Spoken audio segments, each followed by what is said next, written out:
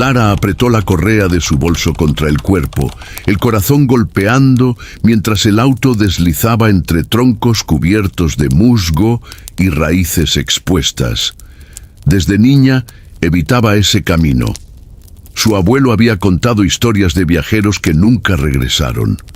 Ahora volvía para cuidar el chalet que heredó, pero el miedo, tan antiguo como el bosque, susurraba en cada rama crujiente.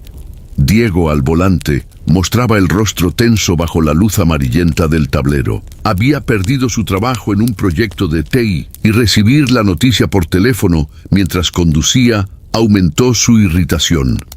Él insistía en que no existía nada sobrenatural, hasta que el motor falló sin razón y el auto empezó a ahogarse en medio de un tramo sin señal.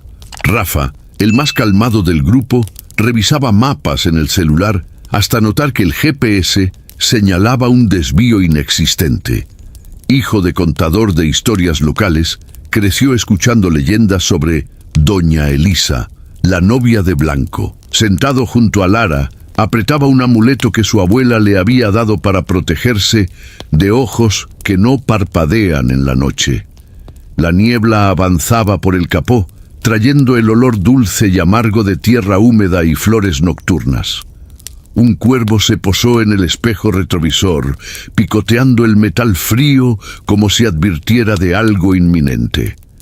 La radio, sedienta de una estación, emitía un susurro apagado que recordaba voces lejanas mezcladas con un suspiro. Mientras Diego intentaba arrancar el motor, un destello blanco parpadeó rápidamente entre los árboles. Lara contuvo la respiración. Algo alto, vestido de blanco, cruzó la banquina. Rafa palideció al ver huellas enormes, marcadas en la tierra blanda, que conducían a un barranco oscuro. En el asiento trasero, Lara sintió el peso de un recuerdo. Años atrás, casi perdió a su hermano en un accidente nocturno. La culpa volvió como un nudo en la garganta. Miró a Diego, listo para negar, y a Rafa, vacilante entre la leyenda y la razón. La tensión estalló en el aire. Algo les decía que esa noche cambiaría sus vidas para siempre. La brisa nocturna entró por la ventana entreabierta, trayendo un frío cortante que formó pequeñas gotas de rocío en el vidrio. El calefactor luchaba en vano contra el frío del camino desierto, y la radio, ahora chisporroteando con estática, emitió un susurro apagado que parecía un llanto lejano. El auto vibró levemente cuando Diego pisó fuerte el freno, y por un segundo, la niebla delante se iluminó con la silueta etérea de una mujer vestida de blanco, parada al lado del camino. Cada uno reaccionó distinto. Lara sintió el pecho oprimirse al recordar la promesa que hizo a su hermano de no volver a enfrentar caminos así. Su pulso se aceleró y por instinto cerró la ventana con un clic seco. Diego miró el volante, con el rostro pálido, intentando racionalizar la visión como un truco de luz. Al encender las luces de emergencia, el motor se ahogó y las luces internas titilaron. Rafa apoyó la mano en el amuleto colgado del retrovisor. Sus dedos temblaron al reconocer el aura que su abuela describió en historias. Ojos que no parpadean y alma atrapada entre árboles. El silencio volvió por un instante, roto luego por un sonido apagado, como si algo arañara el metal de la puerta trasera. El celular de Lara sonó. Red no disponible.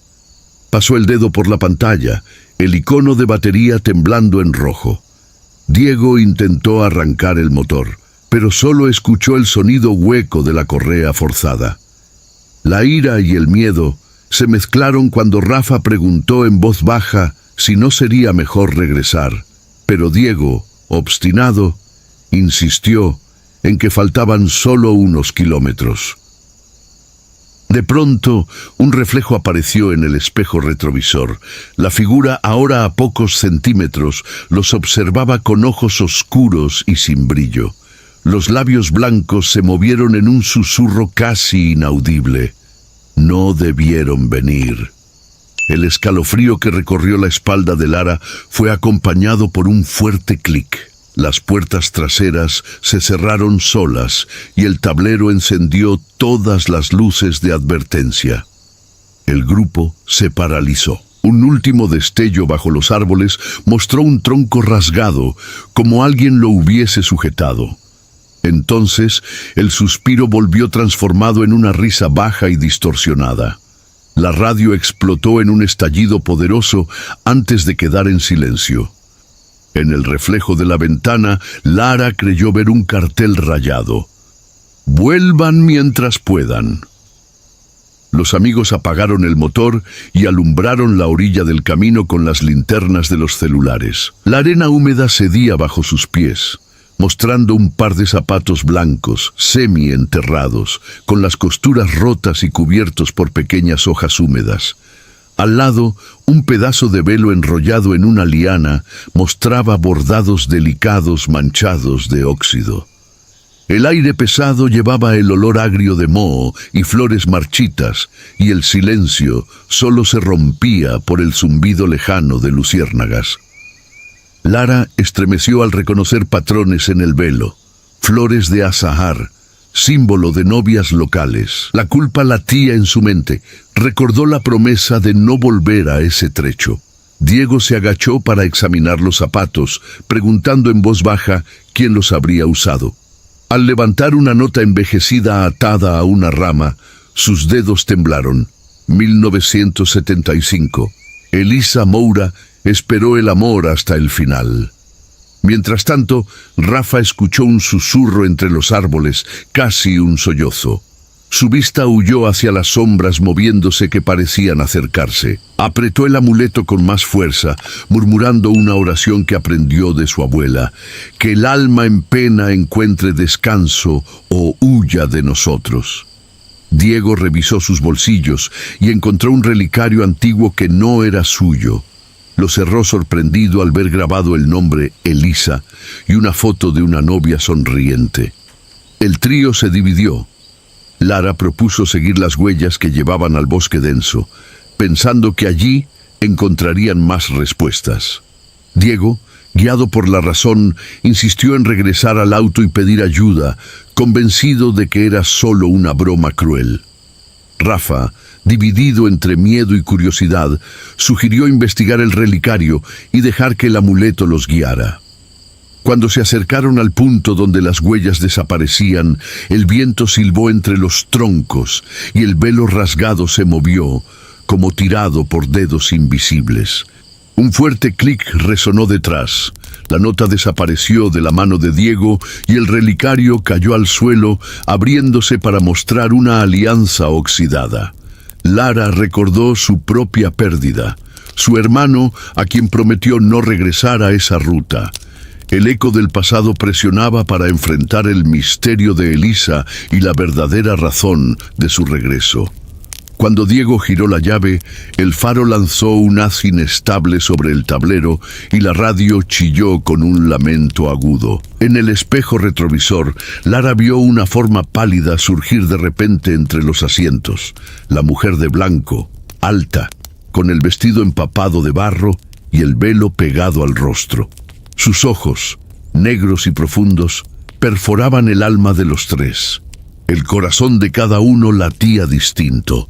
Lara sintió el pecho oprimirse, recordando al hermano accidentado, como si esa presencia trajera de nuevo la escena hospitalaria. Diego intentó racionalizar lo que veía, pero su voz flaqueó cuando la entidad levantó la mano y señaló hacia él, murmurando: «Huiste». Rafa apretó el amuleto tan fuerte que las articulaciones crujieron, recordando las plegarias de su abuela contra espíritus vengativos.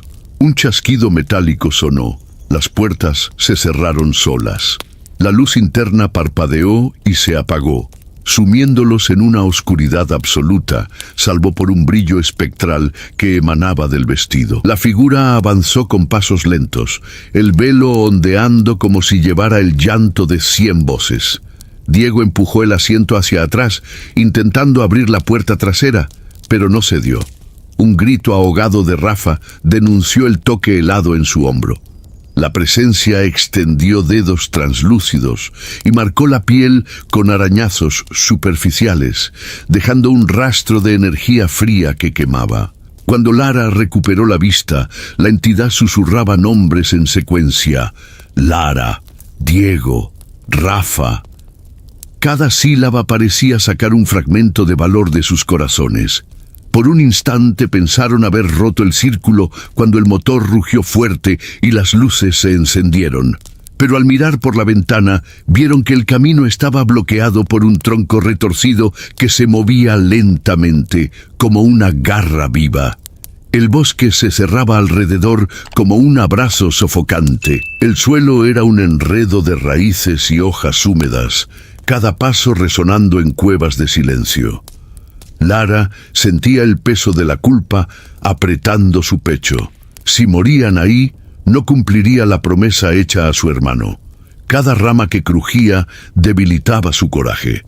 Diego, aún sujetando el volante imaginario, luchaba contra el pánico. La reciente despido lo obsesionaba con controlar todo, pero allí no había control posible. Con cada respiración temía que el frío le robara también la cordura. Rebuscaba los bolsillos, molesto por no encontrar más que el celular descargado y un encendedor sin gas. Rafa, con el amuleto colgando del cuello, murmuraba oraciones entre dientes. Su deseo de probar que la superstición de la abuela tenía base chocaba con el miedo a fallar. Veía en las sombras no solo árboles, sino formas entrelazadas, manos empeñadas en atraparlos. Al llegar a un claro circular, la luna reveló un sendero de profundas huellas que volvía a la carretera. Una chispa de esperanza surgió. Respiraron fuerte y corrieron, sintiendo el suelo ceder bajo la prisa. Pero la alegría fue breve. Al levantar la mirada, la mujer de blanco flotaba entre ellos, inmóvil, el velo empapado en rocío reflejando el brillo espectral. Ella levantó el velo y mostró ojos negros y vacíos que los escrutaban. El silencio explotó en un grito contenido en el pecho de Lara. Diego levantó el teléfono encendiendo la linterna, pero la luz vaciló y se apagó, dejándolos a merced de la mirada implacable de la novia fantasma. Rafa apretó el amuleto con tanta fuerza que la cadena se hundió en la piel, como si la reliquia misma le advirtiera de un error fatal. La figura avanzó un paso y el suelo tembló levemente. Troncos resonaron como tambores y un viento súbito esparció hojas, formando un torbellino vivo. Allí, en ese remolino de voces susurrantes, comprendieron la verdadera trampa. No hay camino de escape, solo círculos que llevan de vuelta al corazón del terror. Lara frenó la carrera y gritó el nombre de Diego con desesperación. Él se detuvo, rostro azulado por la luna y el miedo, y Rafa miró el amuleto, sintiendo una pulsación extraña. Aunque acorralados, sabían que debían enfrentar juntos el siguiente paso, antes que la mujer de blanco apague para siempre el rastro de humanidad que aún les quedaba. La cabaña abandonada crujía con cada ráfaga de viento, envolviendo a los tres en oscuridad y moho. Las tablas estaban gastadas y el aire olía a polvo acumulado por décadas. Al encender la linterna, vieron en las paredes anotaciones temblorosas. Ella espera al amor que se fue. Vuelvan antes de que sea tarde. En el suelo, pedazos de periódico amarillento mostraban un titular del 12 de junio de 1975, narrando un grave accidente de autobús que cegó la vida de decenas de pasajeros, entre ellos novios en luna de miel. Entre los escombros encontraron objetos que dibujaban la historia de doña Elisa, un diario con páginas manchadas donde ella promete esperar a Miguel hasta el fin de los tiempos. Fotografías desteñidas de Elisa en su vestido blanco, sonriendo junto a un hombre con corbata de moño. Cartas selladas dirigidas a Miguel, nunca enviadas, llenas de sueños y planes interrumpidos. Un relicario oxidado con un mechón de cabello rubio y un billete que decía: «Mi amor, Donde sea que estés, vuelve a mí. Lara, leyendo fragmentos del diario, sintió el nudo que ya conocía, el dolor de perder a alguien cercano. Diego entendió que su obsesión por controlar no serviría allí. La historia de una novia abandonada reflejaba su angustia por no proteger a los que ama. Rafa notó que el amuleto palpitaba contra su pecho al tocar el relicario, como si Elisa buscara a alguien digno de unir las piezas de ese romance inconcluso. De repente, un suspiro cruzó la cabaña y las linternas vacilaron. En la última página del diario, una advertencia escrita con sangre seca decía: «El camino es mi tumba, y la luna también». Afuera, truenos anunciaban que el cerco sobrenatural se estrechaba. Los amigos comprendieron que la maldición de Elisa no era solo venganza, sino un grito de amor atrapado entre la vida y la muerte, y que sus historias personales ahora estaban entrelazadas en ese lamento eterno. La lluvia golpeaba el techo podrido de la cabaña, cada gota resonando como tambores de advertencia. El viento aullaba por las rendijas, creando corrientes heladas que parecían tocar sus espaldas. Las paredes crujían al ritmo de truenos que rompían el silencio con estruendos que asustaban hasta la valentía de Rafa. El lugar se convirtió en escenario de fenómenos cada vez más violentos. Frascos y utensilios saltaban de las repisas, volando en círculos precisos, como guiados por manos invisibles. La luz trémula de las linternas chisporroteaba cuando el velo rasgado de Elisa apareció flotando por el pasillo. Gemidos apagados reverberaban entre las tablas, intensificando los latidos acelerados. La llama de una lámpara oscilaba, proyectando sombras que se retorcían en figuras danzantes. Los conflictos internos explotaban bajo esa presión. Diego, antes prisionero de la razón, sentía caer su incredulidad. Cada grito de Elisa parecía acusarlo de abandonar a quien necesitaba protección. Su pulso se aceleró y buscó en la pared un arma improvisada, como intentando recuperar algo perdido en su vida. Rafa vivió la lucha entre fe y terror.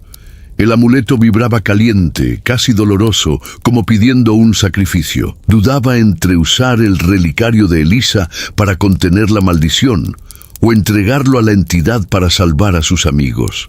Lara, sumida en la culpa que la perseguía desde niña, escuchaba fragmentos de voces, su hermano pidiendo ayuda.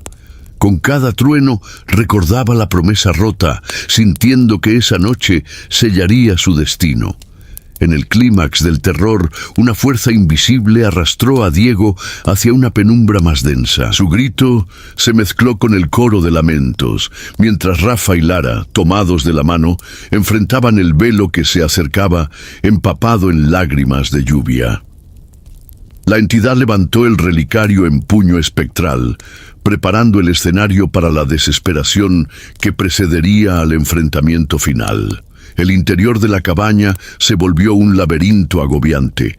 Las ventanas crujían sin viento y la puerta rechinaba, pero no se abría. El aire húmedo traía ecos de truenos distantes. Cada eco hacía temblar el piso bajo los pies de Lara y Rafa. Diego, en pánico, golpeaba la madera con el hombro, pero cada impacto creaba nuevas grietas en el suelo, como venas palpitantes. Lara, apoyada en una pared cubierta de moho, cerró los ojos y escuchó la voz de su hermano pidiendo ayuda. La culpa quemaba su pecho. Si sucumbía ahora, lo estaría reprochando otra vez. Cada recuerdo doloroso volvía en destellos.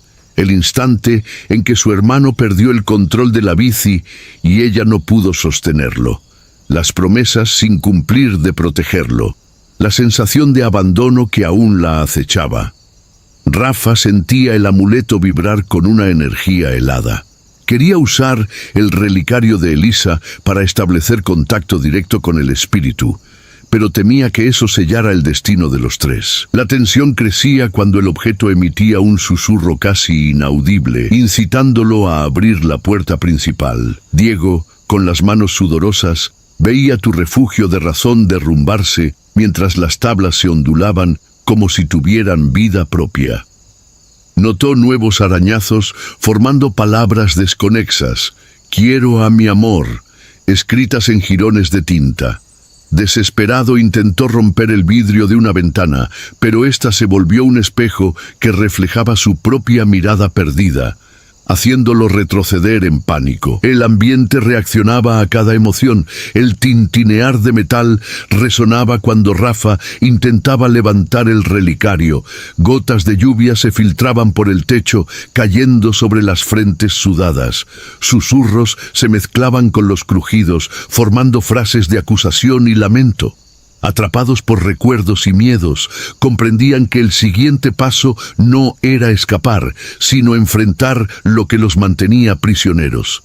Cada uno debía confrontar su mayor fracaso para vencer el terror inminente. La tormenta afuera alcanzaba su clímax. Relámpagos surcaban el cielo y el viento azotaba las ventanas mientras la cabaña temblaba. Lara, con manos temblorosas, desplegaba un papel donde había escrito una antigua oración. Cada sílaba resonaba contra las tablas, buscando romper el lazo que ataba a Elisa a ese lugar. Su corazón latía acelerado, pero la culpa se transformaba en determinación. Debía restaurar la paz que no pudo darle a su hermano, y ahora dedicaba a Elisa. Diego, pegado a la pared, observaba el rostro pálido de Lara iluminado por los destellos.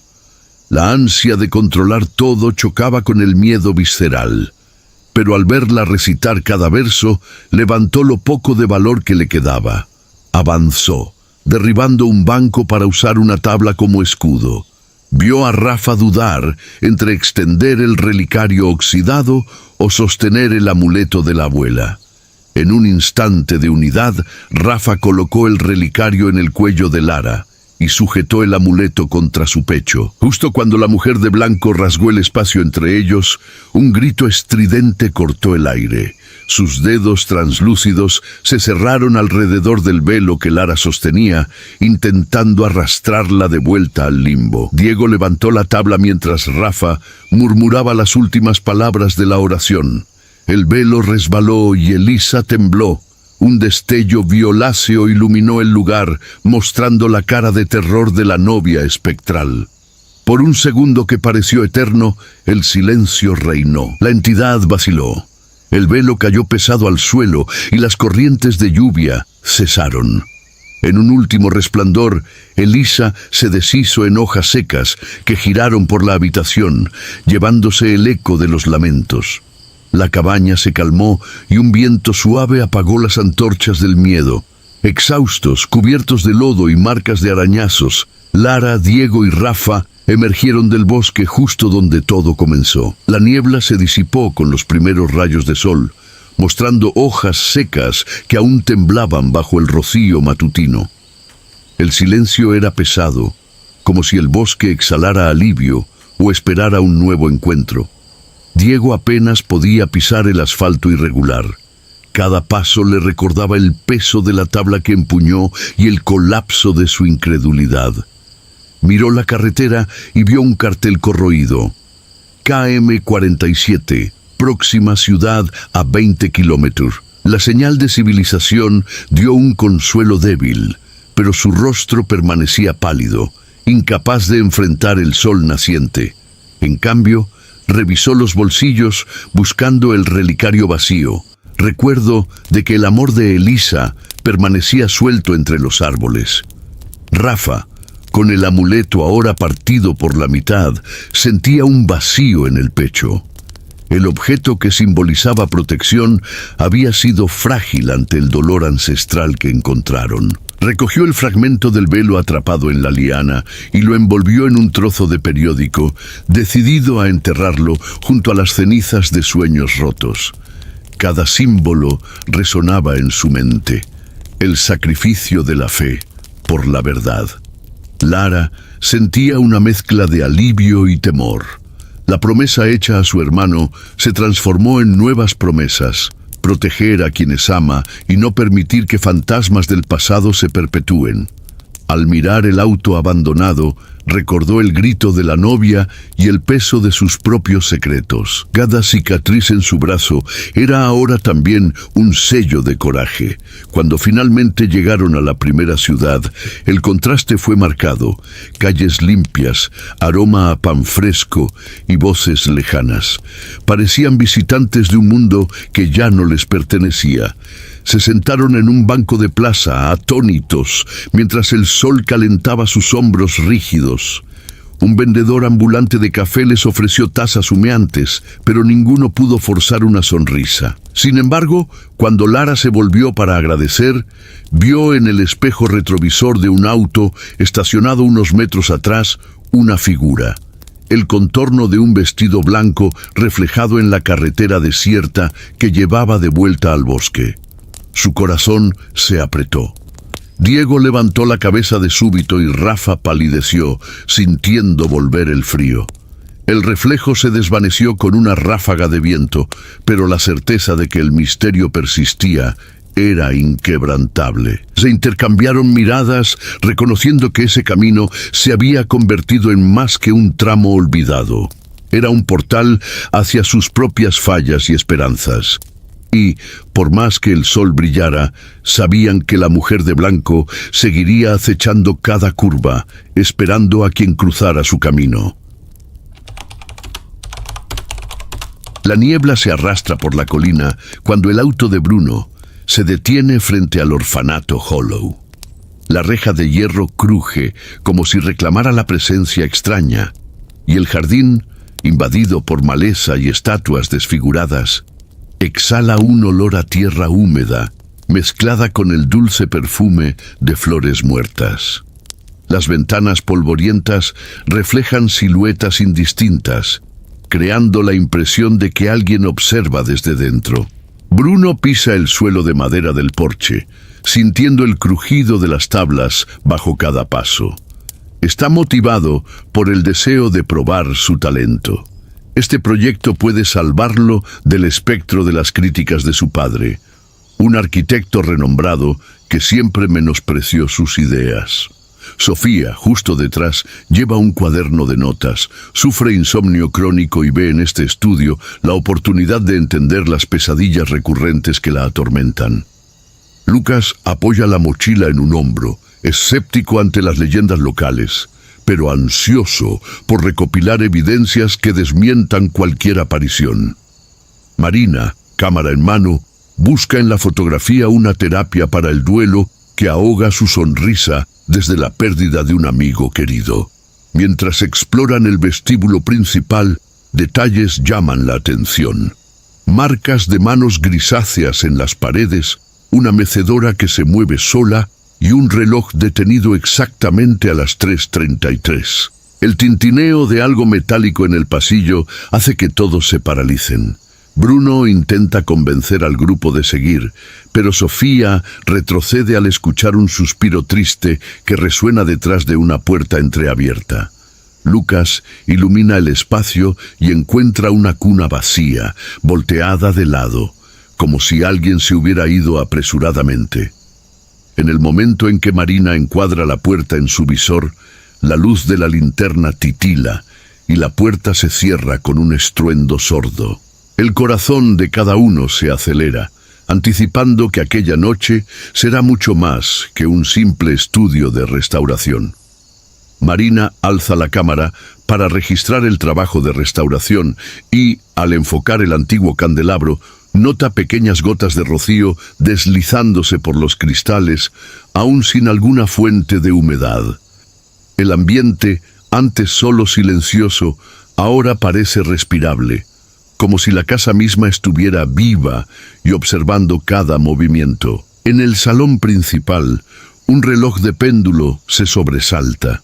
Las manecillas marcan las horas con retraso y de repente adelantan 30 minutos de un solo golpe, haciendo que todos miren el dial en shock.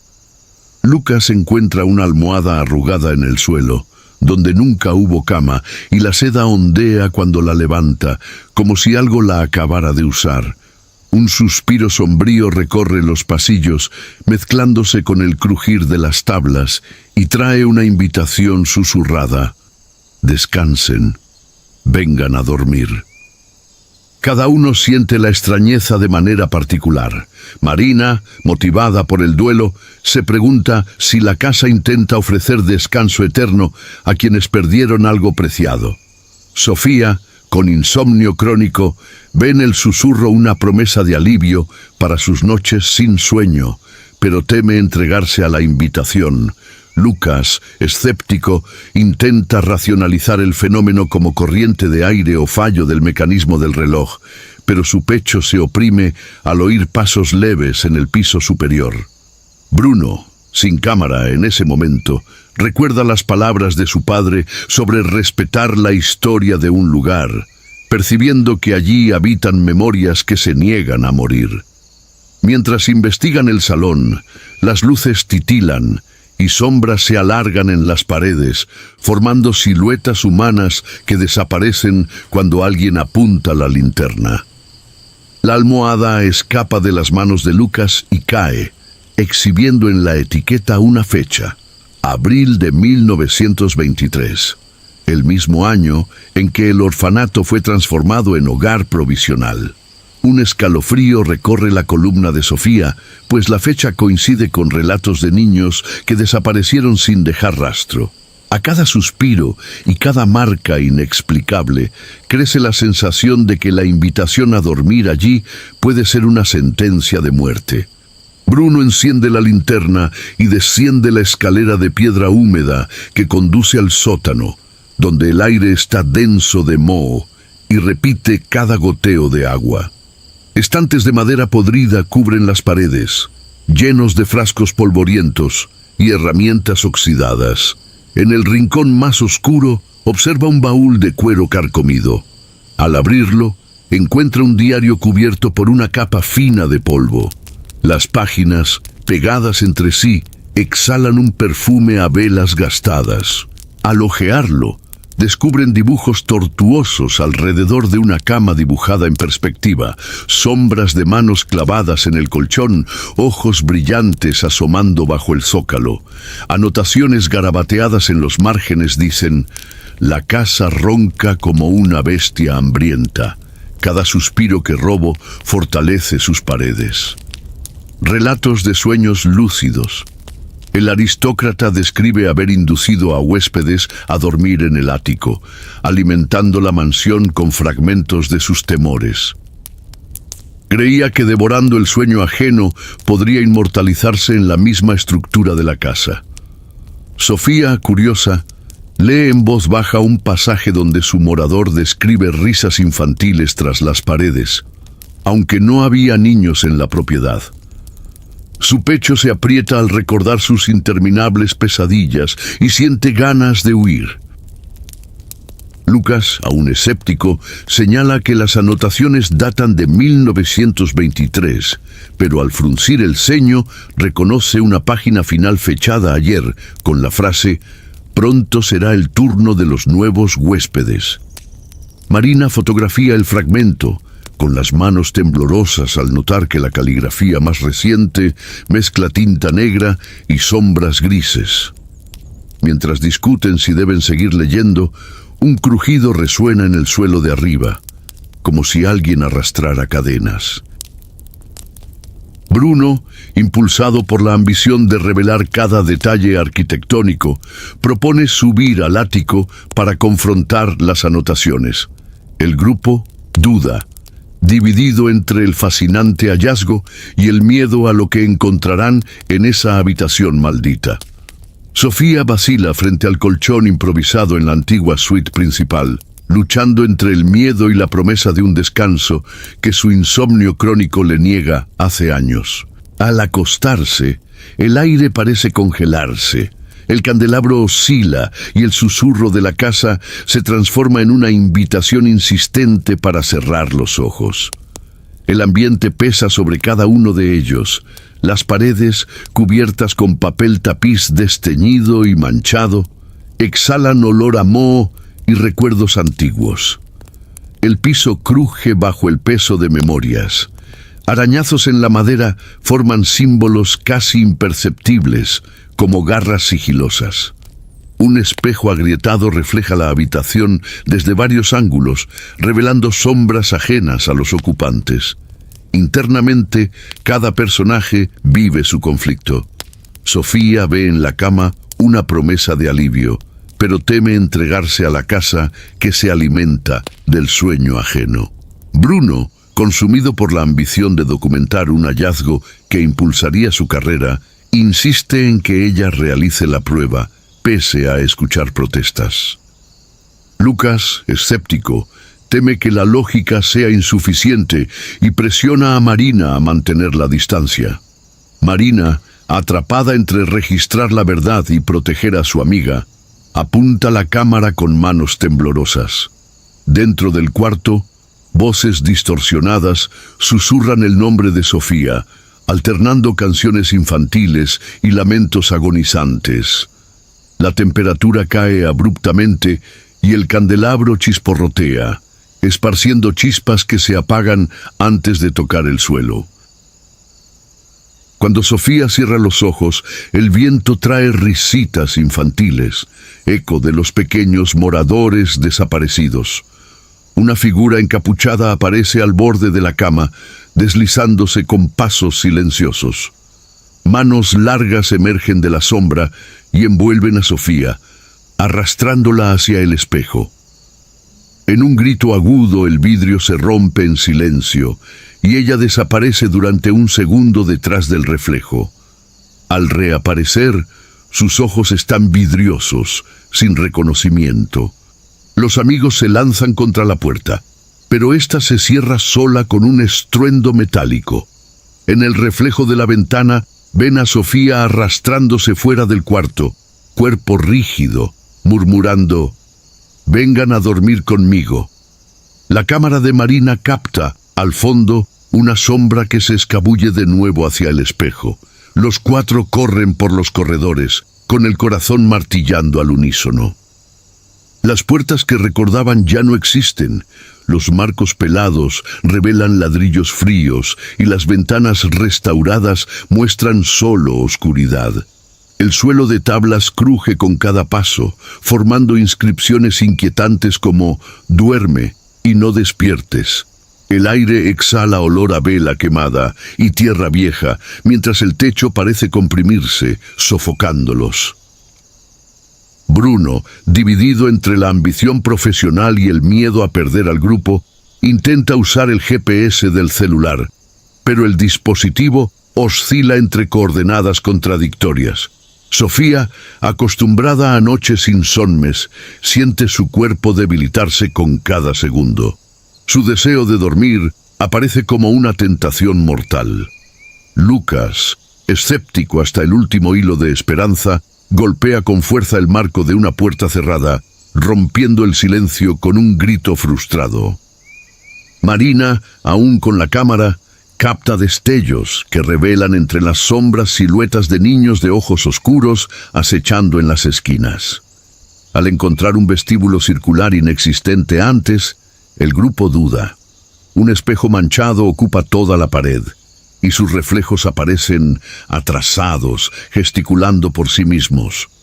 Sofía, debilitada, tropieza y por un momento flota ligeramente, como si manos invisibles tiraran de ella. Lucas la sostiene, pero siente que su cuerpo tiembla al darse cuenta de que la casa se alimenta de su miedo. Marina, grabando sin querer, registra una puerta de madera que se mueve sutilmente, abriéndose y cerrándose en una invitación silenciosa. Sienten que el laberinto vivo de concreto y madera se reconfigura. El corredor de salida se disuelve en niebla, mientras un crujido profundo guía sus pasos hacia una escalera que no estaba antes. Al subirla, notan que cada peldaño cede bajo el peso, exigiendo unidad para no caer. En la cima, una única puerta vieja, marcada con símbolos, brilla con luz pálida. La esperanza renace y el terror se estrecha. En la oficina del antiguo propietario, el aire es denso y desprende polvo de pergaminos envejecidos. Bajo la luz trémula de la linterna, estantes crujen bajo el peso de tomos y relicarios, y mapas garabateados se extienden sobre un escritorio carcomido. Las paredes muestran cuadros de ceremonias oscuras, mientras una estatuilla de arcilla indígena, cubierta por una banda morada desteñida, descansa en un estante alto. Descubren documentos que revelan el plano original de la mansión, con trazos geométricos sobre líneas circulares que marcan fosas subterráneas. Cartas del aristócrata describiendo pactos nocturnos, donde ofrendaba sueños de huéspedes en un altar improvisado en el ático. Un contrato firmado con tinta mezclada con sangre, prometiendo vida eterna a cambio de alimentar la casa con el sueño ajeno. Fotografías de obreros indígenas forzados a exhumar esqueletos, encapuchados y encadenados, cuyas imágenes parecen moverse al mirarlas de reojo. Mientras leen, cada uno siente un impacto personal. Bruno, ambicioso, reconoce en la obsesión del antiguo dueño un paralelo con su propia voluntad de dejar legado, y su entusiasmo se mezcla con el temor de repetir una ambición suicida. Sofía, recordando sus pesadillas, identifica símbolos en los diarios similares a los vistos en su propia habitación, como si la casa hubiera eco de su ansiedad durante décadas. Lucas, escéptico, intenta racionalizar la evidencia como vandalismo histórico, pero traga saliva al oír el lejano sonido de cadenas. Un ruido que no pertenece a ninguna construcción civil. Marina, cámara lista, capta en el borde del encuadre una figura nebulosa que cruza detrás de Lucas y siente el pulso acelerarse al revisar la grabación. Cuando Bruno levanta una alfombra gastada, descubre una puerta secreta en el suelo. Detrás, un pasillo húmedo desciende en espiral hacia una capilla subterránea donde pilares de piedra cubiertos de grabados indígenas sostienen un altar de huesos. En el centro, el contrato enmarcado late como si estuviera vivo. Una voz susurra desde el fondo del pasillo: «Aliméntenme y viviremos para siempre». La puerta se cierra de golpe, encerrándolos en el frío corredor. Entre el eco de sus propios pasos, comprenden que sus historias personales, ambición, culpa, incredulidad y duelo, se convirtieron en ofrendas para la casa. Con el contrato en las manos, se miran en silencio. La elección es descender para enfrentar el espíritu del aristócrata o abandonar toda esperanza de escapar sin dormir en esa casa maldita. La intensidad de la mansión escapa a lo natural. Las lámparas titilan y se apagan en secuencia, dejando túneles de oscuridad entre destellos que forman palabras ensangrentadas. Vengan, muera, alimento. Armarios se deslizan de las paredes, lanzando antiguas muñecas de porcelana que se hacen añicos en el suelo, esparciendo ojos de vidrio y grietas que parecen sonrisas macabras. Bruno siente sacudirse el peso de su orgullo. Cada objeto que vuela parece acusarlo de ignorar el peligro en nombre de la gloria profesional. Corre para interceptar un armario que avanza con fuerza sobrenatural, pero resbala sobre fragmentos de vidrio, cayendo entre risas lejanas. Sofía, al borde del desmayo, enfrenta el corredor donde las puertas se alargan como mandíbulas listas para devorarla. El ansia de dormir la persigue. La invitación susurrante se torna palpitar en el pecho, ofreciendo alivio y muerte en igual medida. Lucas, hasta entonces escéptico, tropieza y cae de rodillas cuando manos cadavéricas emergen de las paredes, enrollándose alrededor de sus tobillos. Al luchar por soltarse, percibe que las corrientes de aire traen gritos de trabajadores indígenas y risas de niños desaparecidos mezclando pasado y presente en un coro de odio.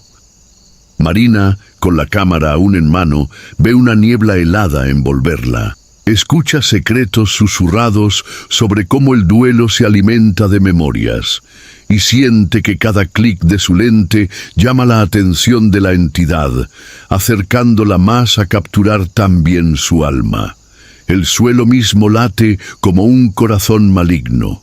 A cada latido, los pilares crujen y los corredores se contraen, empujando al grupo hacia una vieja puerta de hierro oxidada. Allí dentro, la figura del aristócrata profanador espera, una silueta cubierta de sangre seca, entonando un cántico que mezcla latín y cantos indígenas robados. Mientras el canto aumenta, conscientes de que la casa absorbe no solo el sueño, sino también el miedo y la culpa, los cuatro enfrentan la decisión final: unir fuerzas para romper aquel ritual siniestro o sucumbir, cada uno atrapado en sus propios demonios internos. En 3 corredores distintos, la casa drena las energías y remueve los traumas de cada uno, convirtiendo el ambiente en un espejo de sus miedos. En el primero, Bruno camina titubeante, rodeado por paredes que parecen pulsar como venas. Cada crujido del suelo lo vuelve a la mente el incendio que mató a su padre, un evento que nunca pudo superar. Las llamas bailan en su mente, mezclándose con el crujir de las tablas. Siente el calor del antiguo fuego burbujear bajo el suelo. Voces burlonas susurran acusándolo de cobarde por no salvar a quien amaba.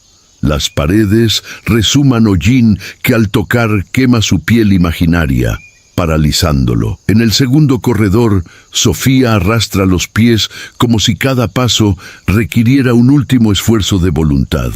Su cuerpo intenta sucumbir al sueño prometido por la casa, pero sus ojos saltan impidiendo que caiga inconsciente. Murmullos sobre sueños robados resuenan tras puertas cerradas. Cuadros colgados se mecen susurrando promesas de descanso eterno. Ella ve reflejos de sí misma acostada, inmóvil, mientras el mismo suelo se inclina invitándola a entregarse. En el tercer corredor, divididos entre el escepticismo de Lucas y la empatía de Marina, el pasillo se vuelve una arena de contradicciones. Lucas palpa la pared tras cadenas que al tocarlas lo hacen convulsionar. Marina, con la cámara en mano, graba figuras cruzando las sombras. Manos cadavéricas emergen de las piedras, tirando de Lucas hacia abajo, mezclando estrépito de huesos y risas infantiles. Una niebla helada envuelve a Marina, mostrando destellos de niños de ojos oscuros danzando a su alrededor. Cada clic del obturador resuena como un grito, atrayendo figuras que la obligan a retroceder sin mover los pies. La respiración de todos se vuelve un susurro ronco y el pulso de la casa late como un corazón monstruoso. Sin fuerzas para continuar solos, comprenden que deben unir sus voluntades, enfrentar las fallas que la casa ha expuesto o ser devorados por ellas. El salón principal vibra bajo el peso del ritual. Las velas negras forman un círculo irregular. Sus llamas lamen el aire denso de moho y hollín. El suelo cruje, sincronizado con el corazón de cada uno, mientras la casa parece inhalar el cántico en latín que emana de los labios temblorosos de los cuatro. Paralelamente, el ambiente reacciona de modo siniestro. Cadenas colgadas del techo se mecen solas, arañando las paredes con un compás rítmico. La luz eléctrica parpadea formando palabras ensangrentadas. Acaba y permanece. El relicario de huesos en el centro del círculo pulsa con brillo verdoso, como si absorbiera la energía vital de los presentes. Cada personaje enfrenta su propio abismo. Bruno toma el diario con mano temblorosa, recordando la voz condescendiente de su padre. Nunca te rindas, aunque parezca imposible. Canaliza esa promesa para mantener el canto firme, luchando contra el miedo a fracasar y no ser digno de redención. Sofía siente la afilada hoja de la casa rozar su cordura. Voces de niños perdidos susurran secretos de traumas antiguos, pero ella alza el resto de su valor para replicar cada sílaba, decidida a impedir que otros pierdan sus sueños. Lucas cuyo escepticismo fue su armadura, presencia cómo su lógica se desmorona. Al ver acercarse a la entidad esquelética en gestos de ira, recuerda el coma que padeció su madre y jura romper el ciclo del miedo, aún temiendo lo desconocido. Marina apunta la cámara al rostro del espectro, buscando documentar la verdad. La lente se empaña con sudor y gotas frías, pero se niega a apartar la mirada, sabiendo que si vacila podría perder la única prueba de la maldición. Cuando la figura espectral levanta el brazo en desafío, un viento súbito apaga una de las velas. El círculo tiembla y surge una grieta en el piso central, amenazando con añadir sangre al ritual. Se miran, la hora exige sacrificio. Con voces unísonas entonan la última estrofa y, en un destello cegador, el espectro se dobla sobre sí mismo, esparciéndose en polvo de piedra que danza en el aire. Pero antes del silencio total, sucede algo inesperado. Una risa infantil resuena en las paredes, diferente a la voz del aristócrata.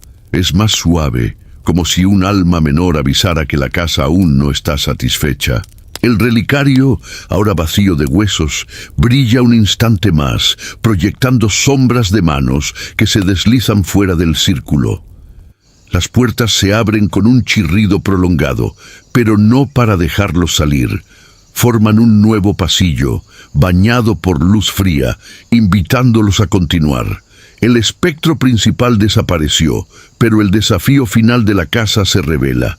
Atravesar ese corredor es enfrentar verdades aún más oscuras. La victoria parcial solo demuestra que ninguno de ellos saldrá de ahí sin cambios. El sol rompe la niebla como una hoja fría, iluminando la reja entreabierta que Carla, Lucas y Marina cruzan tambaleantes. La entrada principal de la mansión, antes monumental, ahora parece reducida. Las ventanas retraídas como ojos que se cierran al amanecer. Un silencio incómodo llena el aire, interrumpido solo por el susurro de hojas empapadas de rocío. En el suelo de adoquines, el diario yace vacío, sus páginas limpias reflejando el vacío dejado por la maldición. Lucas se agacha y pasa el dedo por la tapa gastada, sintiendo un hormigueo recorrer su brazo, como si aún escuchara ecos de oraciones interrumpidas. La mirada se eleva hacia Sofía, con los ojos entrecerrados, apoyada por Marina bajo un arco de piedra quebrada. Cada respiración suya suena a recordatorio de que el sueño robado aún arde en sus venas. Bruno, temblando, recoge un pedazo de velo que quedó atrapado en una rama cercana y observa las fibras manchadas de óxido. Su ambición da lugar al arrepentimiento. Recuerda cada risa distorsionada y se da cuenta que, en el afán por vencer, casi sacrificó su propia humanidad. Baja el velo como quien deposita una ofrenda, murmurando una petición silenciosa de perdón a quienes quedaron atrás. Mientras recuperan el aliento, el rocío bajo sus pies comienza a aglutinarse en pequeños charcos de agua negra. En la hierba, una almohada blanca, intacta y de aspecto casi invitante, suelta un susurro tembloroso. Aún no es hora. La voz, infantil y amarga, resuena entre los árboles como un lamento ancestral. Marina levanta la cámara, manos temblorosas, pero la lente se empaña repentinamente, borrando la imagen de la almohada. Intercambian miradas. Sofía aprieta el brazo de Lucas, decidida a no sucumbir jamás al sueño sin vigilancia. Lucas guarda el diario en una bolsa improvisada, temiendo que cualquier página en blanco contenga la semilla de la maldición. Bruno levanta el velo y lo quema con un encendedor, viendo cómo las llamas se llevan un pedazo del dolor de la mansión. Marina graba los últimos minutos de la luz del amanecer, consciente de que el relato sincero podría servir de alerta. Al dejar atrás el orfanato Hollow, la casa, disimulada por la distancia, exhala un último suspiro que hace que la almohada, ahora consumida por el fuego, suelte chispas negras. El sol alcanza la cima de la colina, pero un frío recorre sus espinas. Saben que la leyenda no termina allí, solo espera un nuevo alma dispuesta a dormir.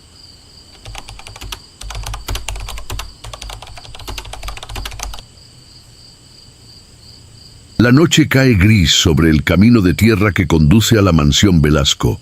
La vegetación creció sin control, arrancando tablas de la cerca y cubriendo las ventanas polvorientas con hiedra.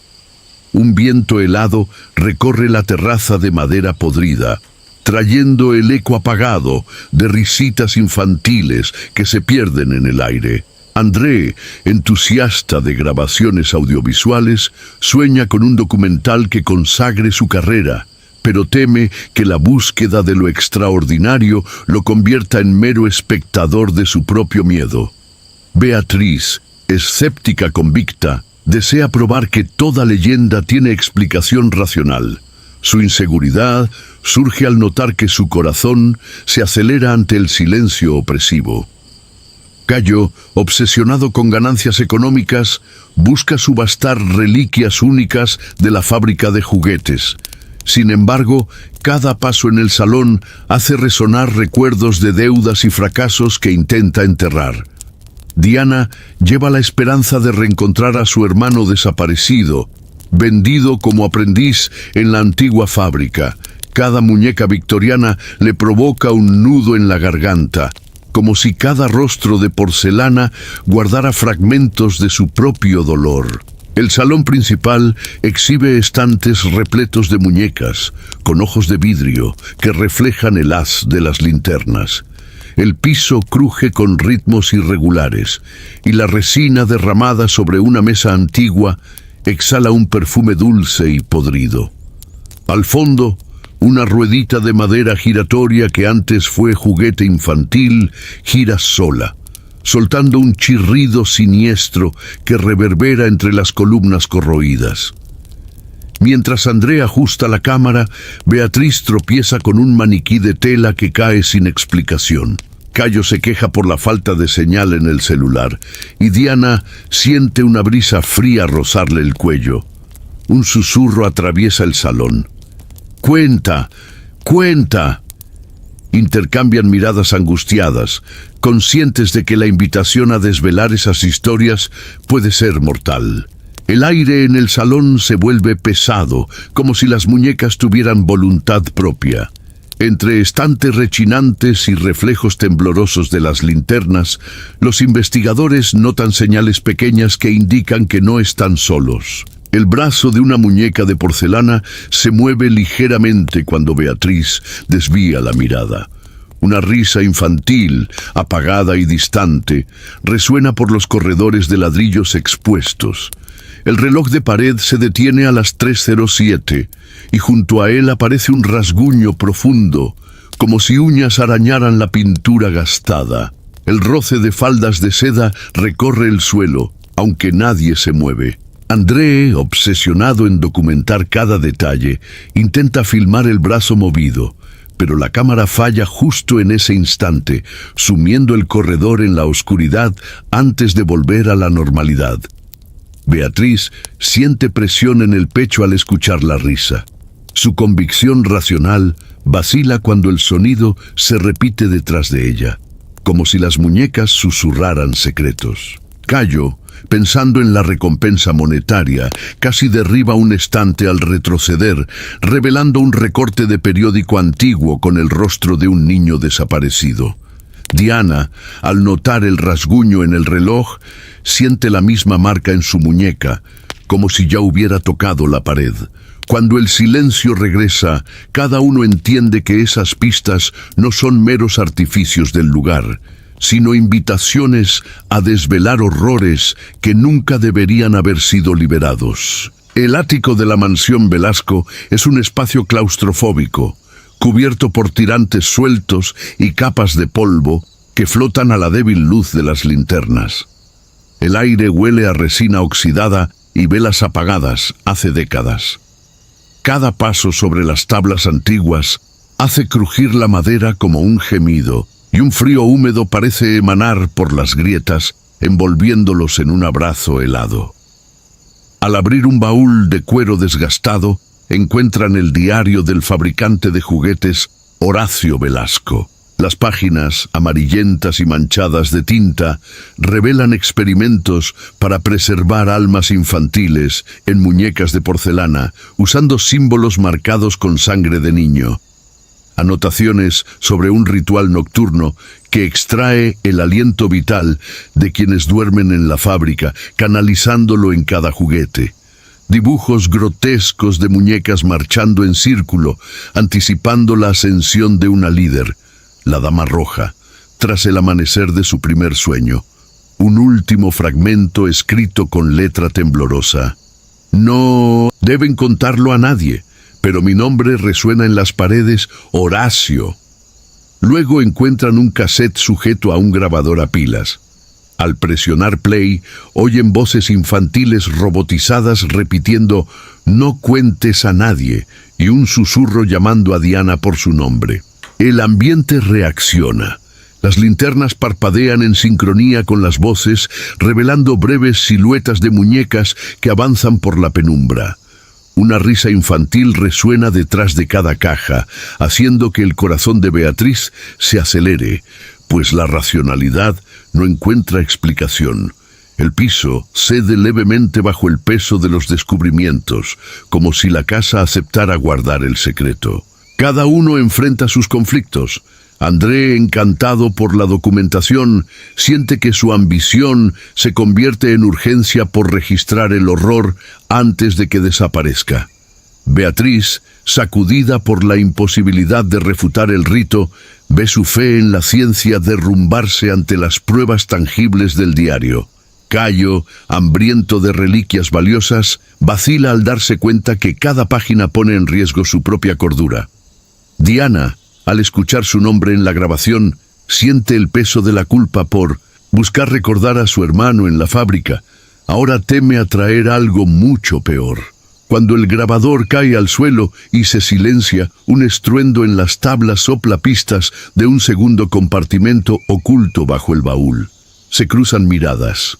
El misterio de Horacio se ha profundizado y la casa exige un sacrificio mayor que registrar hechos.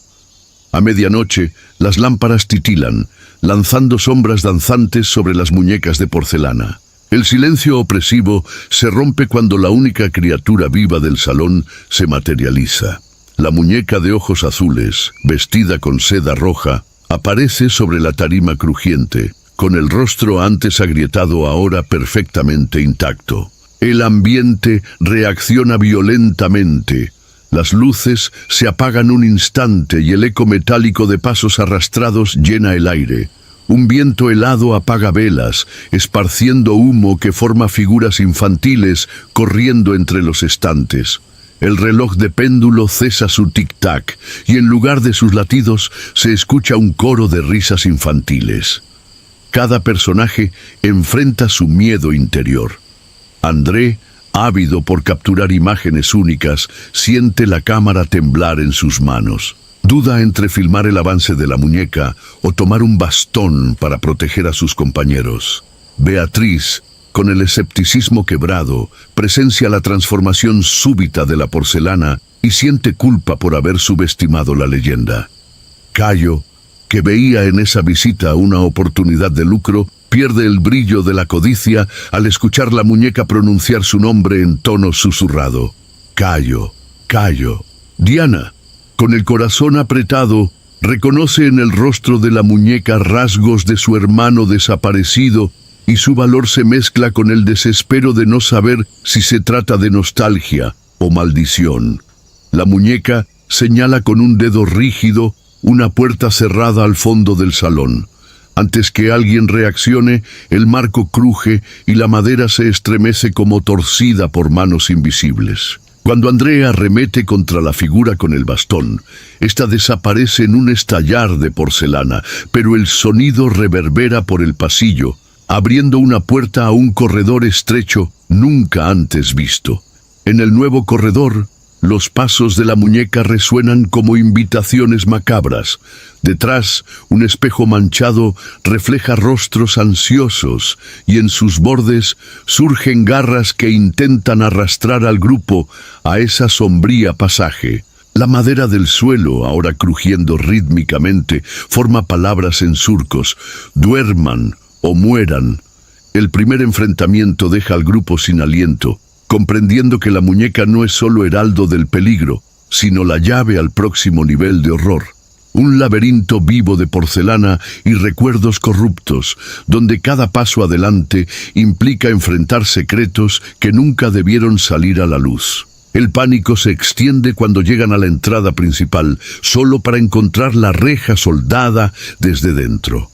El cielo nocturno parece comprimirse sobre ellos, y el generador falla con un chasquido, sumergiendo el vestíbulo en oscuridad líquida. Avanzan por corredores que se doblan en ángulos imposibles, como si la casa reconfigurara su propio esqueleto para atraparlos. André, viendo el haz de luz de las linternas titilar, intenta reiniciar el generador, pero la caja de energía suelta chispas en cortocircuito. Maldice su curiosidad al notar que su ansia por pruebas visuales solo registra cada segundo de terror. Beatriz, en busca de lógica, traza rutas imaginarias en el mapa mental del lugar. Para ella, cada puerta que desaparece es un reto a la razón. Al empujar el marco de una puerta que reaparece detrás de ellos, siente el corazón apretarse. Allí nadie escapa siguiendo leyes físicas. Cayo es atraído por una muñeca de tela cuyos ojos de botón brillan en la oscuridad. Una voz susurra en su oído: fama y riqueza te esperan si solo quedas un instante más. Hesita, dividido entre huir y buscar tesoros ocultos, como si la codicia fuera un lazo invisible que lo ata a la casa. Diana encuentra una ventana rota, pero en lugar de aire fresco, ve solo un pozo de tinieblas sin fondo. Al apoyar la mano en el alféizar, siente dedos helados envolviendo su muñeca. El recuerdo del hermano perdido resuena en su mente, instándola a rescatar algo que quizás ya no esté vivo. Mientras las luces de las linternas titilan, el roce de telas y risas distantes conduce al grupo de regreso a un corredor que comienza a cerrarse, como las esquinas de un libro que se cierra. Atrapados en un navío de sombras, saben que solo uniendo sus fuerzas podrán romper el laberinto vivo que se alimenta de sus miedos. En el sótano frío, el aire se densifica con olor a moho y huesos antiguos. Grietas en el cemento se ensanchan, revelando una trampilla de hierro corroído. Al levantar la tapa, descubren una cripta subterránea llena de cajas de madera talladas con fechas e iniciales temblorosas. Dentro hallan fragmentos de huesos infantiles mezclados con retazos de vestidos bordados, pequeños juguetes de madera quebrada con cabellos rubios y los atrapados en grietas. Un manuscrito encuadernado en cuero que detalla sacrificios nocturnos para alimentar la esencia de las muñecas, y fotografías sepia de niños sonrientes que, en sucesivos clics, adquieren rostros borrosos y vacíos. En una pared, documentos firmados por Horacio Velasco explican con caligrafía nerviosa cómo creía que sacrificando a cada niño vendido como juguete mantendría viva el alma de las muñecas. Un diario adjunto revela su éxtasis al escuchar dentro de las muñecas susurros de gratitud y risitas celebratorias. El hallazgo sacude al grupo. Beatriz siente el peso ético. Pensaba analizar artefactos, no pruebas de infanticidio ritual. Su convicción científica choca con la culpa visceral. Cayo, cuyos planes de lucro dependían de reliquias intactas, duda ante los huesos. Deseo de vender versus asco moral. André nota en su cámara pequeñas manchas oscuras que se mueven como sombras, documentando algo que sus ojos no logran fijar. Diana reconoce entre los cabellos mechones idénticos a los de su hermano desaparecido. Solo evocarlos hace que su cuerpo tiemble y susurre su nombre temiendo lo peor. Mientras debaten el siguiente paso, una ráfaga de viento atraviesa la cripta y apaga las linternas. En la oscuridad, un coro infantil entona una vieja canción de cuna, mezclando nostalgia y desesperación. El suelo tiembla y una voz distante, amortiguada por el concreto, susurra: «No dejen que las historias terminen». Atrapados entre compasión y horror, los cuatro comprenden que revelar el pasado podría aprisionarlos en el mismo destino que las almas inocentes. Los muros de la mansión Velasco tiemblan como si respiraran, exhalando un calor húmedo que se pega a la piel. En el salón principal, las muñecas cobran vigor sobrenatural. Dedos de porcelana crujen como huesos quebrándose, y cada parpadeo de las luces temblorosas las hace arrojar sillas y baúles con cruel precisión. Risas disonantes resuenan como ecos de un patio infernal, invadiendo el pecho de cada investigador. Cayo es el primer blanco. Una delicada mano de cerámica sale disparada de detrás de un estante y lo empuja contra la pared, arañando su chaqueta y clavando fragmentos fríos que dejan heridas dolorosas. Mientras se arrastra, siente el pulso acelerado y en medio del pánico reconoce que su codicia lo expuso al peor de los terrores. Su rostro palidece al ver reflejos de monedas fugándose por el suelo como burlas doradas. Diana intenta ayudar, pero la mansión misma reacciona. Una niebla fría emerge del suelo, envolviéndola en suspiros que parecen susurrar el nombre de su hermano. Pequeñas agujas de cerda emergen de los muebles cercanos, cosiendo sus párpados con puntos invisibles. Cada puntada trae una memoria enterrada, la sonrisa de su hermano, el apretón de manos que nunca dio, y entiende que el miedo alimenta el ritual que mantiene vivas las muñecas. André, sosteniendo el diario de Horacio como símbolo, siente las páginas batir como alas angustiadas. Un viento repentino gira las hojas, haciendo que las palabras salten y se transformen en un mantra que resuena en su mente. «Lléname de miedo». Comprende que el diario no es solo un registro, sino el corazón palpitante de ese mal antiguo, absorbiendo el terror como combustible. Beatriz intenta hallar lógica en el caos, pero con cada paso hacia la puerta, el piso se inclina bajo sus pies, formando palabras en surcos recién tallados. «Duerman y vuelvan». Las muñecas se agrupan en círculo.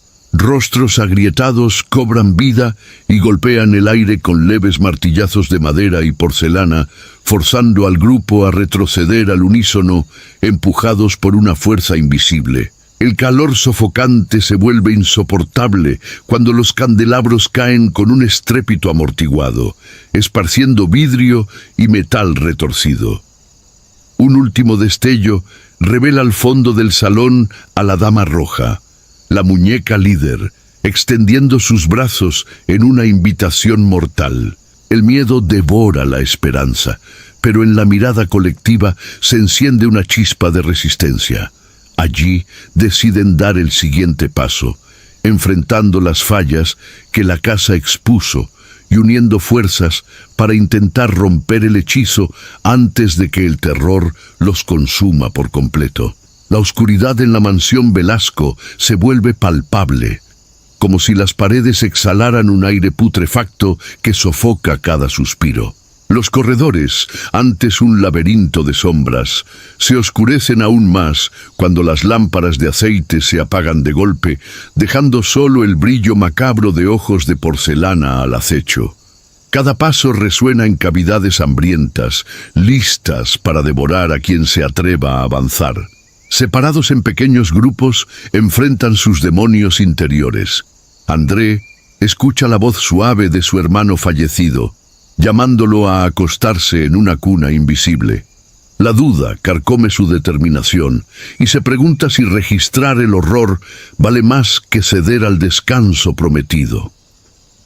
Beatriz se encuentra frente a una muñeca con rostro de madre de Cayo, ahora encarnada en una sonrisa acusadora. La madre le señala con el dedo, llamándolo inútil y egoísta, explotando su sentido de culpa en lágrimas. Cayo siente opresión en el pecho al enfrentar ojos infantiles de porcelana que derraman sangre escarlata. El horror lo paraliza, pues sabe que cada gota representa una vida robada por la ambición humana. Diana casi se arrodilla al reconocer el rostro de su hermano atrapado dentro de una muñeca barnizada, los labios fruncidos, en un grito silencioso. La nostalgia y el miedo se mezclan, amenazando con consumirla entera. El ambiente reacciona ante la desesperación. Las paredes crujen al unísono, como un coro de risas infantiles que se convierten en gritos agudos. El piso tiembla con cada latido, formando grietas que exhalan vapor negro y corrientes frías. Puertas antes cercanas desaparecen, reemplazadas por nichos donde muñecas empaladas observan impasibles la escena. En el clímax del terror, los cuatro comprenden que cada corredor es una tumba potencial y que la mansión Velasco se alimenta de cada chispa de esperanza que les queda. Deben elegir: sucumbir a sus propios miedos o reunir fragmentos de coraje para enfrentar el horror que los rodea. El salón principal vibra al ritmo de voces que recitan al unísono el ritual invertido extraído del diario de Horacio. Velas negras se alinean en círculo. Sus llamas vacilan proyectando sombras que se contorsionan en las paredes corroídas. En el centro, el espejo de cuerpo entero tallado con símbolos arcanos refleja 4 siluetas tensas: André, Beatriz, Cayo y Diana, cada uno portando el arma de su propio miedo. André sostiene el hacha con manos temblorosas, recordando la promesa de proteger a Diana de cualquier mal. Beatriz, ojos fijos en las páginas garabateadas, busca en el verso las fuerzas para romper el hechizo, mientras Cayo y Diana forman escolta, decididos a no permitir otra víctima. Cuando Beatriz pronuncia la última sílaba, el círculo de velas exhala humo carmesí y la dama roja tiembla, el vestido de seda ondulando con un soplo invisible. En un estruendo agudo, André asesta un golpe certero. El busto de porcelana se resquebraja con un chasquido metálico, expulsando astillas que flotan como cristales en caída lenta.